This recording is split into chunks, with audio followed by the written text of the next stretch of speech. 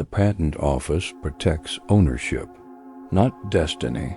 A corporation can steal your filing, your diagrams, your timing, your legal advantage, but they cannot steal your mind. They cannot steal the engine. Most inventors never understand this. They worship paperwork. They worship signatures, they worship recognition, but history remembers builders, not clerks. A rich corporation moves faster legally. That is reality. They hire entire armies, lawyers, analysts, lobbyists, predators, wearing expensive watches. And one morning, your idea disappears. You search the registry. You freeze, your chest tightens. Their name appears. First, not yours, the invention you imagined for. Years, now owned by strangers. You feel sick, violated, humiliated, and then comes the darkest thought. What was the point? That question destroys more inventors than failure itself. Marcus Aurelius understood this poison deeply, not patents, not corporations, but stolen labor. He built reforms for Rome. Others received credit. He led wars. Others celebrated victories. He carried the empire silently. Still, he wrote one brutal truth. You can leave life right now. Meaning what? Meaning recognition was never guaranteed. Only action was. Most people invent for applause. That is why they collapse. But true creators invent because they must. The idea hunts them. The vision tortures them. Creation becomes unavoidable, and that changes everything, because once your identity depends on ownership alone, you become fragile, dangerously fragile.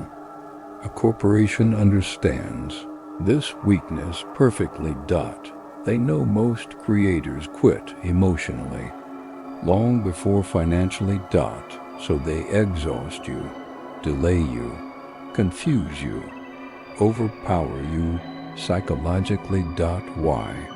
Because exhausted inventors abandon wars cheaply. That is the real strategy, not innovation, attrition, Seneca warned about this centuries ago.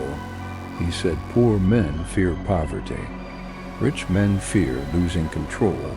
That corporation did not register your invention accidentally.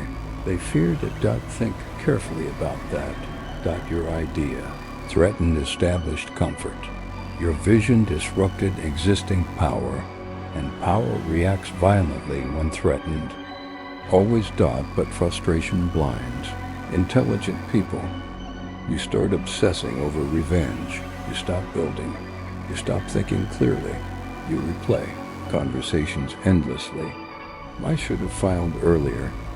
Why should have trusted nobody? Why should have stayed quiet? Maybe, but obsession changes nothing now.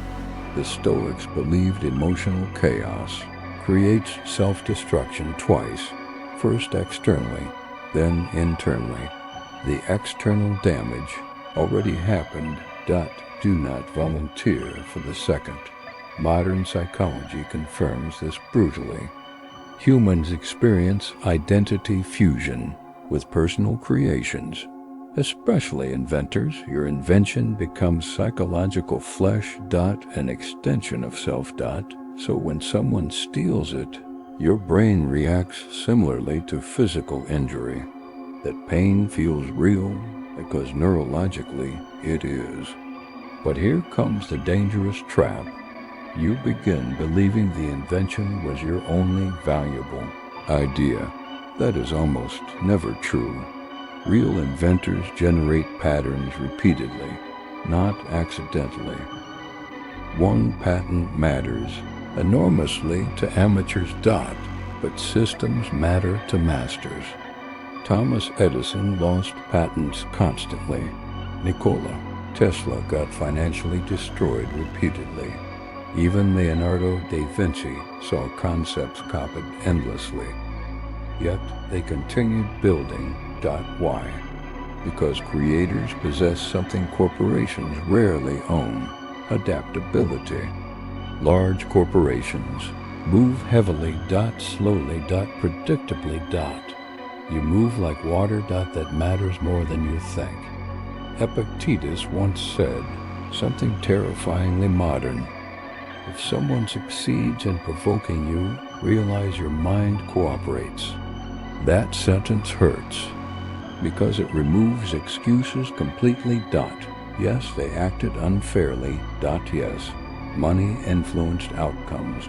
Yes, systems favor powerful institutions. But now comes the only question remaining. Will your frustration become fuel or paralysis? Most people choose paralysis secretly. They disguise it as righteousness. They say they are waiting, or recovering, or thinking. Years pass. Nothing happens. The corporation moves forward. The inventor decays silently. Do not become that man. Do not become that woman. Your greatest revenge is terrifying competence. Nothing else. Not online arguments. Not emotional breakdowns. Not fantasies about justice. Competence. Relentless improvement. Because here is the hidden truth nobody discusses. Corporations steal finished concepts easier than evolving minds. Your mind remains dangerous. Especially now. Pain sharpens perception. Strangely, you notice flaws faster. You predict risks better. You trust more carefully. Suffering can become intelligence if processed correctly, but bitterness corrupts that process. Bitterness freezes evolution. Marcus Aurelius warned himself constantly about this. He wrote about avoiding corruption from anger, not because anger feels weak, because anger wastes. Precision. And precision changes history. Imagine two inventors facing identical betrayal. The first collapses emotionally. He talks endlessly online. He seeks sympathy constantly. 5 years disappear. The second studies silently, improves strategically. Builds newer systems, protects future designs carefully. 10 years later, one remains a victim forever. The other becomes impossible to ignore. Which path sounds easier? Exactly. The destructive path always feels emotionally easier first. Modern neuroscience explains why. Victimhood creates temporary emotional rewards. People comfort you, validate you, support you. But eventually, sympathy expires. Results become the only language remaining. Harsh? Yes, but reality rarely negotiates gently. Here's another uncomfortable truth. Sometimes your invention was incomplete. Anyway, pain hides this possibility. A corporation may possess manufacturing power you lacked, distribution networks you lacked. Engineering resources you lacked. That hurts the ego deeply, but ego blocks adaptation. The Stoics constantly separated emotion from observation. Observe clearly, learn coldly, move strategically. Your invention being registered first does not mean your journey ended. It means your approach evolved violently. That is different. History is filled with creators who lost early battles and transformed industries later. Why? Because defeat educated them faster than success would have. Comfort creates slow minds. Pressure creates sharp ones. And now you understand the game differently. You understand timing. Documentation. Protection.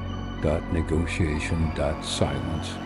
Most importantly, you understand human nature, especially greedy human nature.